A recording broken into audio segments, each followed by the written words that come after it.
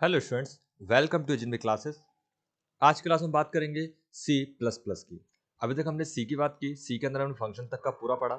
इसी में हम ऐड कर रहे हैं सी प्लस प्लस और फाइनली हम दोनों को ऐड कर देंगे सी प्लस प्लस लास्ट के वीडियोस में।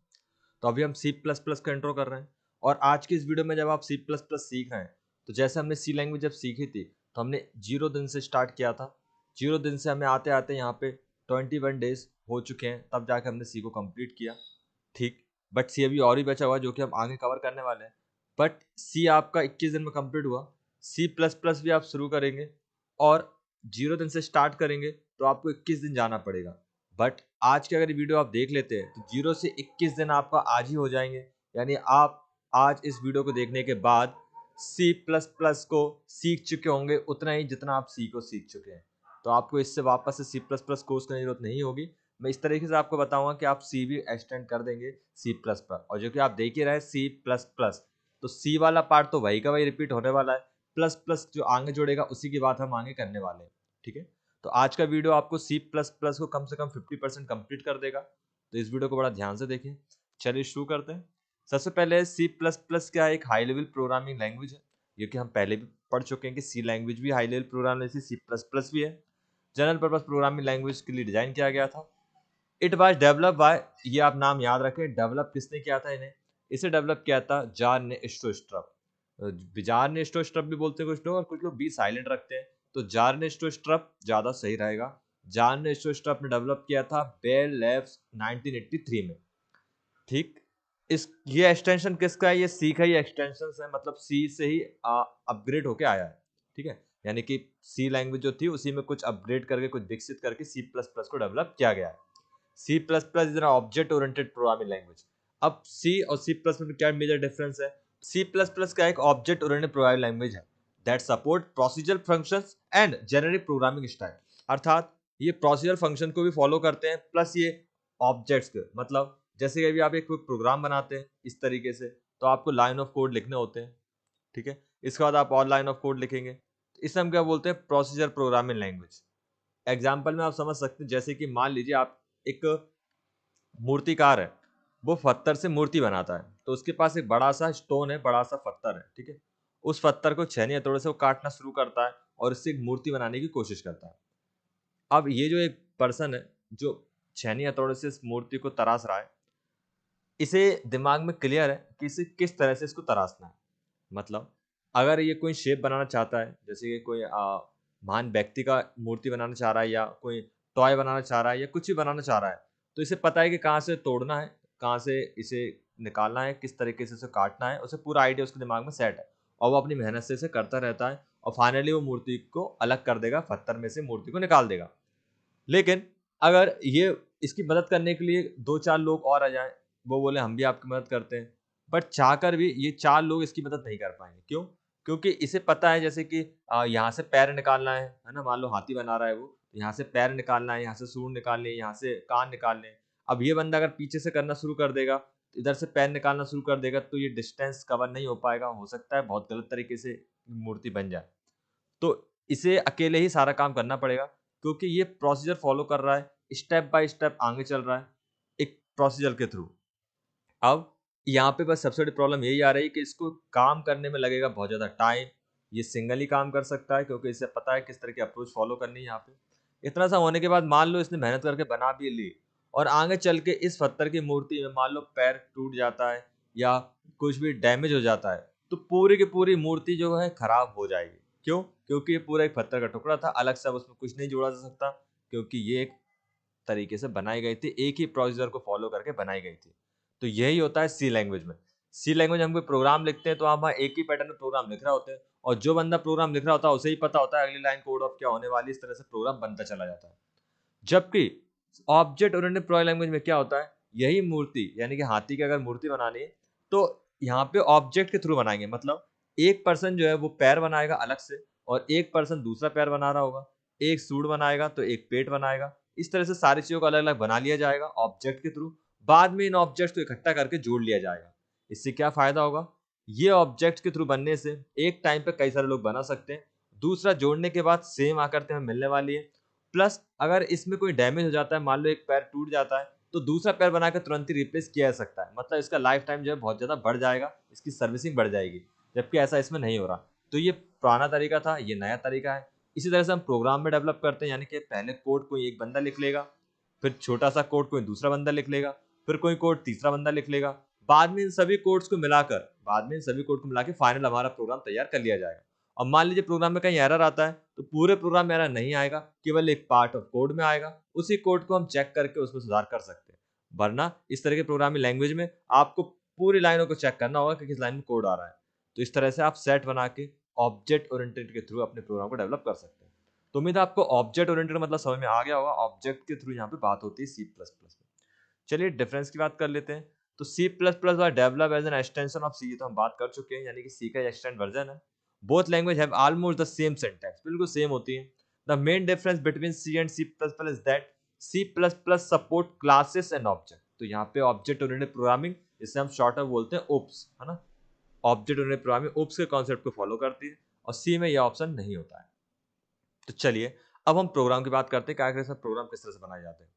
देखिए यहाँ पे अगर मैं आपसे बोलूँ कि मुझे एक प्रिंट एफ का प्रोग्राम बनाना है, तो हेलो वर्ल्ड का प्रोग्राम बनाना है, तो हैज़ आप यहाँ पे लिखेंगे इंक्लूड, जैसे कि आपने अभी तक सीखा है, include stdio.h standard input output, has include conio.h, फिर आप यहाँ पे लिखेंगे void main,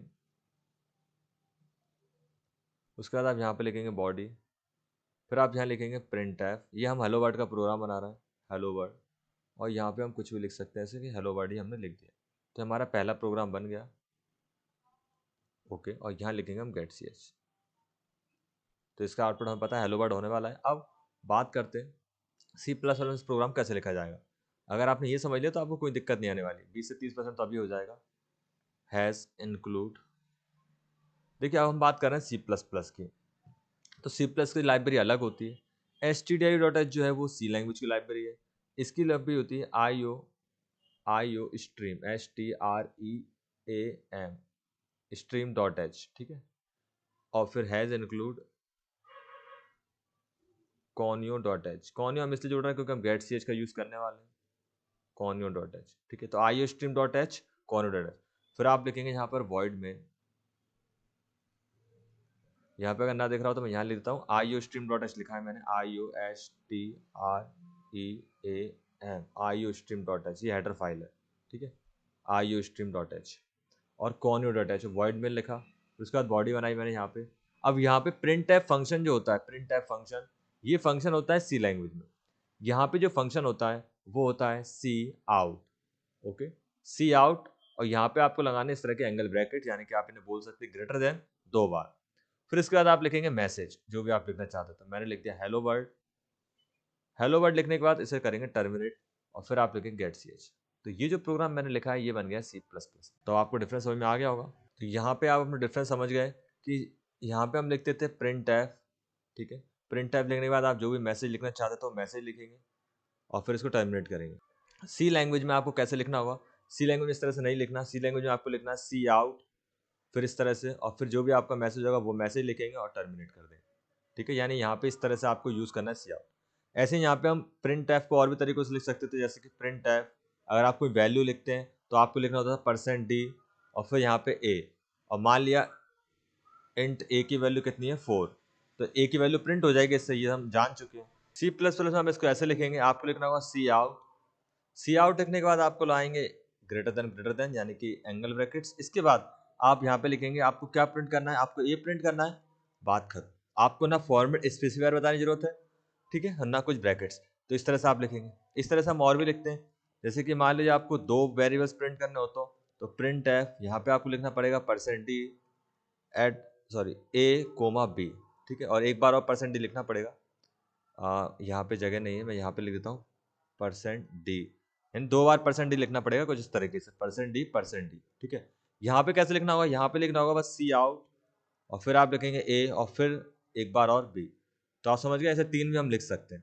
तो ये तो डिफरेंस हो गया प्रिंट का। बात करते हैं स्कैन एफ की। स्कैन एफ कैसे लिखते हैं, यहाँ पर हम लिखते हैं स्कैन एफ %d, इसके बाद यहाँ पे हम लिखते हैं एड्रेस ऑपरेटर a, ठीक है। एड्रेस ऑपरेटर जैसे ही लिखते हैं तो ये एड्रेस पे सेव कर लेता है। यहाँ कैसे लिखना है, यहाँ लिखना है सी इन और इस बार लेस देन, है ना, एंगल ब्रैकेट इस तरफ से। इसके बाद आप यहाँ पे लिखेंगे क्या, ए, बात खत्म। मतलब ये वैल्यू लेने का काम करेगा, इनपुट फंक्शन है ये सी प्लस प्लस का, और ये आउटपुट फंक्शन है सी आउट। इन मतलब इनपुट, आउट मतलब आउटपुट, ओके। और मल्टीपल वैल्यू लेना हो तो आप समझिएगा क्या करना है। प्रिंट एफ में मान लो मैसेज प्रिंट करना हो तो प्रिंट एफ में मैसेज के साथ भी प्रिंट कर सकते हैं। कैसे, जैसे यहाँ पे लिखा हेलो, और फिर यहाँ पे हमने लिखा %d, और फिर यहाँ पे मैंने लिख दिया ए। इसका मतलब है कि यहाँ पे हेलो प्रिंट होगा, फिर ए प्रिंट होगा, ए की वैल्यू। यहाँ कैसे लिखेंगे, यहाँ लिखेंगे सी आउट, फिर लिखेंगे यहाँ हेलो, बिल्कुल सेम ही है, और फिर आप लिखेंगे यहाँ पे ए। तो ये आपको समझ में आ गया। बस आज तक के हमने जितने प्रोग्राम सीखे उन सब में बस आपको इतना करना है कि stdio.h जो आपने लाइब्रेरी यूज की थी उसको हटा के आपको लिखना है iostream.h, ठीक है। दूसरा आपको काम ये करना है, यहाँ भी printf लिखा था वहाँ cout लिखना है, यहाँ भी scanf लिखा था वहाँ cin लिखना है। पूरा का पूरा कॉन्सेप्ट सेम है। सेम इफ काम करेगा, सेम स्विच केस काम करेगा, सेम लूप काम करेंगे, फंक्शन भी सेम काम करेंगे, यानी कि पूरी कहानी सेम टू सेम होने वाली जो भी हमने सीखा था। हर एक चीज को आप रिप्लेस कर दें बस इन 3 चीजों के साथ, ठीक है। इसके प्रोग्राम आप आसानी से बना सकते हैं। एक प्रोग्राम मैं आपको बना के बता देता हूँ टर्बो के अंदर, हैज INCLUD। आपको अलग से कोई सॉफ्टवेयर डाउनलोड करने की जरूरत नहीं है। अब यहाँ पे IOSTREAM stream.h आपको ऐड करना है। इसके साथ जोड़ेंगे हैज INCLUD include CONIO.h, और यहाँ पे हम लिखेंगे void main, एंटर, और यहाँ पे आप लिखेंगे इस तरीके से। और अब आपको क्या करना है, यहाँ पे लिखना है, मैंने प्रिंट एफ का मैसेज बनाया या सम का प्रोग्राम बना लेता हूँ, इंट a, b, c, ठीक है। अब जैसे हम लिखते प्रिंट एफ, अब आपको लिखना होगा यहाँ पे सी आउट, ठीक है। प्रिंट एफ क्या लिखना पड़ेगा, सी आउट, और इस तरह से आप ब्रैकेट्स वो लगाएंगे, एंगल ब्रैकेट्स। एंगल ब्रैकेट लाने के बाद आप यहाँ पे लिखेंगे एंटर 2 नंबर। यूजर से हम बोल रहे हैं 2 नंबर एंटर करो, तो ये 2 नंबर एंटर करेगा, ब्रैकेट इसमें लगते नहीं है, टर्मिनेट, फिर लगेगा सी इन, और फिर इस तरीके से आप लिखेंगे, और यहाँ पे आप लिखेंगे ए, और फिर आप लिखेंगे बी, ओके। बस सी बराबर ए प्लस बी। तो इस तरह से आप देख पा रहे हैं सी बराबर ए प्लस बी मैंने किया। फिर आप लिखेंगे यहाँ पे सी आउट, और आपको इसको प्रिंट करना है तो आप लिख देंगे सी, टर्मिनेट, यहाँ लगा देंगे गेट सी एच, और बस हो गया प्रोग्राम तैयार, ठीक है। इसको रन करेंगे कंट्रोल F9 से। एरर्स आ रहा है एक, इनको करेंगे दूर। यहाँ पर आप देख पा रहे हैं ये गलत ब्रैकेट्स लगे हुए हैं, इनको सही कर देते हैं, इन के लिए अंदर की तरफ लगते हैं, मैं वैल्यू इन कर रहा हूँ ना कि आउट। अब इनको रन करेंगे कंट्रोल F9, तो देखिए यहाँ पे एंटर किया 5, यहाँ पे एंटर किया 6, तो देखिए 6 और 5 11। तो इस तरह से आप बड़ी आसानी से C++ में प्रोग्राम बना सकते हैं। और आप चाहें तो C लैंग्वेज भी इसी में जोड़ सकते हैं। वैसे C इसी में जुड़ी हुई है, लेकिन अगर आप चाहें तो C के प्रोग्राम बना सकते हैं। यानी 2 लैंग्वेज के एक साथ काम कैसे करते हैं वो भी आप जान लीजिए एक बार। इंक्लूड करना है बस आपको stdio.h। ऐसे आप किसी और प्रोग्राम लैंग्वेज की लाइब्रेरी को अगर ऐड कर देते हैं तो आप उस लाइब्रेरी के फंक्शन को अपने प्रोग्राम में यूज कर सकते हैं। इस तरह से आप multi programming, multi function programming, या फिर आप मल्टी प्रोग्रामिंग का यूज कर सकते हैं। अब देखिए इसी जगह पे मैं C++ का कोड भी लिख सकता हूँ, जैसे मैंने लिख दिया प्रिंट एफ, तो ये काम करेगा। क्यों काम करेगा, क्योंकि मैंने उसकी लाइब्रेरी को डिफाइन कर दिया, यानी एक तरह से मैंने C लैंग्वेज को भी अपने प्रोग्राम के अंदर शामिल कर लिया है। तो प्रिंट एफ लिखने के बाद आपको क्या लिखना होगा, ब्रैकेट, इसके बाद आप यहाँ पे जो भी लिखना चाहते हैं, मैंने लिख दिया सम, और इसे मैंने कर दिया बस ब्रैकेट, हो गया। तो अब इसको रन करेंगे तो कोई भी एरर आपको देखने को नहीं मिलेगा। तो आप देख पा रहे हैं एंटर नंबर 5 4 सम 9। तो ये सम मैंने किससे लिखा, C लैंग्वेज के कोड से। पूरा प्रोग्राम किसमें, C++ में। तो इस तरह से आप 2 लैंग्वेज को भी जोड़ के बना सकते हैं, क्योंकि सारा खेल लाइब्रेरीज का ही होता है। लेकिन C लैंग्वेज के अंदर आप C++ की लाइब्रेरी को अगर ऐड कर देते हैं और फिर प्रोग्राम को रन करेंगे, प्रोग्राम काम नहीं करेगा। क्यों, लाइब्रेरी का तो खेल है, बिल्कुल सही बात है, लेकिन फाइल का एक्सटेंशन टाइप भी कुछ डिपेंड करता है। चूंकि C++ का एक्सटेंड वर्जन है तो C++ को सपोर्ट करता है। तो देखिए यहाँ पे फाइल का नाम क्या है, CPP। हाँ, अगर आप CPP से सेव करते हैं तो आप C और C++ दोनों की फाइल को चला सकते हैं। लेकिन अगर आपकी फाइल .c एक्सटेंशन से सेव है तो फिर वहां पे केवल C लैंग्वेज प्रोग्राम रन होंगे, CPP वाले प्रोग्राम रन नहीं होंगे। इस बात का ध्यान रखें। तो उम्मीद है आपको ये वीडियो पसंद आ गया होगा। अगले वाली वीडियो में अब हम सीधे ऑब्जेक्ट और क्लास की बात करेंगे, यानी C++ की बात करेंगे। इनकी आप प्रैक्टिस जरूर करें, C++ सारे प्रोग्राम बना के देखें। Thanks for watching.